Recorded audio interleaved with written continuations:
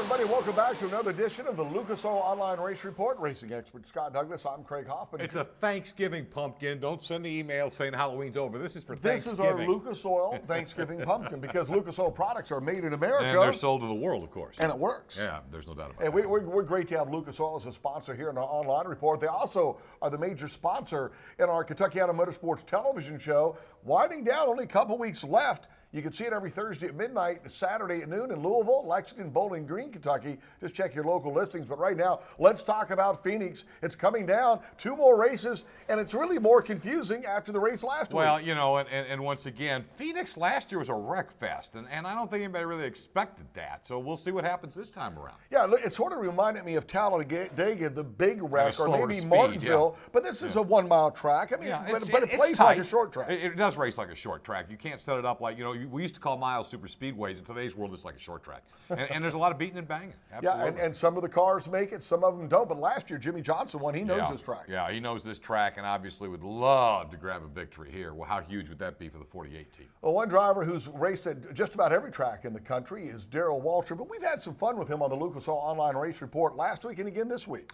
Yeah, and again, this goes back a little bit. We kind of held on the interview for a while, get into this time of the year when things are slowing down, because anytime you get to talk to DW, it's always worth the price. It was at the Kentucky Athletic Hall of Fame when his brother Michael was inducted this year. Here's part 2 of DW talking racing old and new school.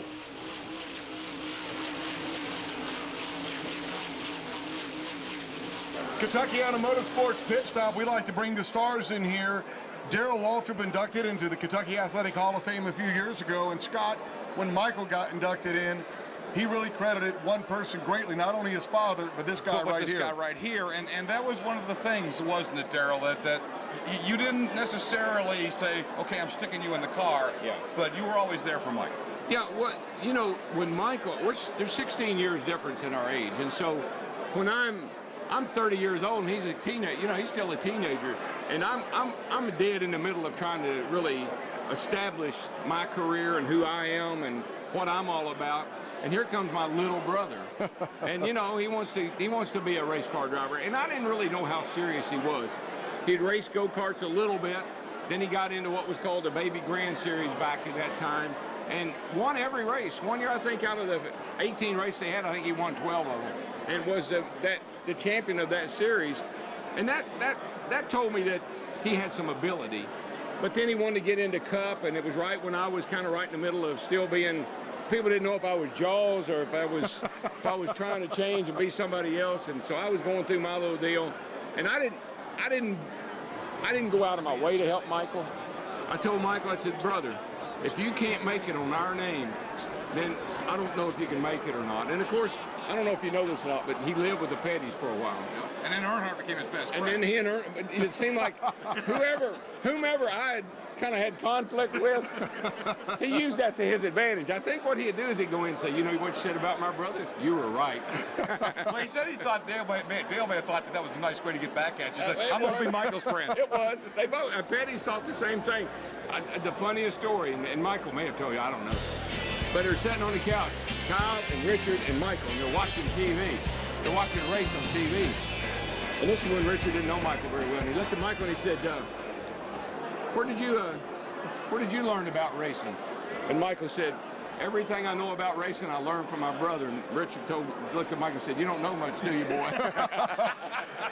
Darrell, I got to ask you, you mentioned the small tracks and this and that. We have Salem Speedway around here. We got the Dirt and Bardstown Bluegrass Speedway. So many young drivers want to be where Michael and you are now. They want to be where you were then. What advice do you have to all these drivers coming up? It's a fast sport and you need money. Yeah, well, it's step by step. You know, unfortunately, it isn't always about your ability. It's about your sellability. You know, it's a package deal today. I made it because I could drive. I mean, I could drive anything. I won umpteen races at Salem, Indiana. I won every time I went over there. Rick Chapman said on the streets you were hard to hold. Yeah, and I won every cops and robber chase in Owensboro. I won every one of them.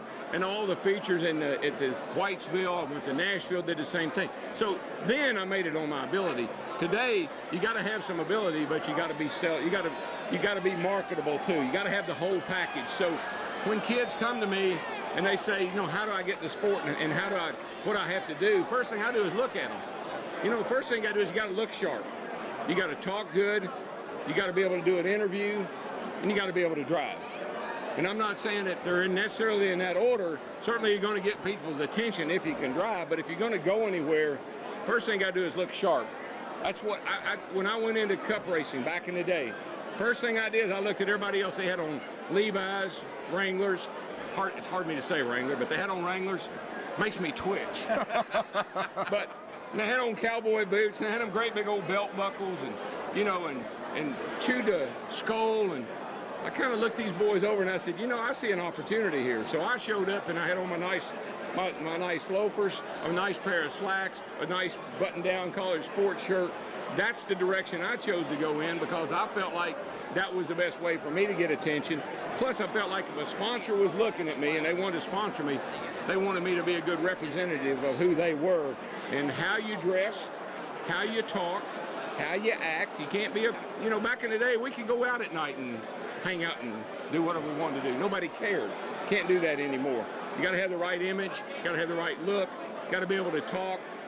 I know, yeah, by the way, if you can, it'd be nice if you could drive. Hey, Daryl, before we let you go, because we're almost out of time here, we want to thank you. Our show, Kentuckiana Motorsports, has been around 8 years. Yeah, it has. We started one of the few half-hour locally produced shows around.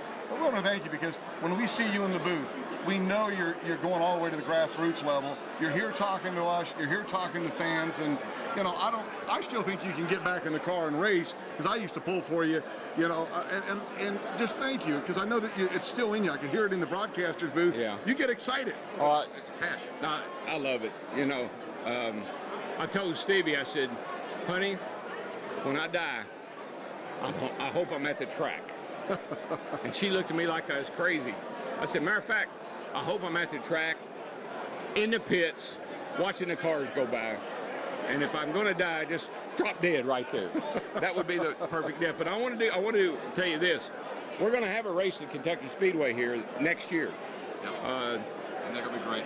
I've been talking to Jerry Carroll. I've been talking to all these guys, you know, keeping an eye on everything. And I'm 99% sure that we've got that deal, that lawsuit settled, and we'll be able to have a race there next year. And that's a dream come true for me because having been involved in the development of the Speedway and the building of it, I can't wait to be able to stand up there on the flag stand, wave that green flag, and holler, boogity, boogity, boogity.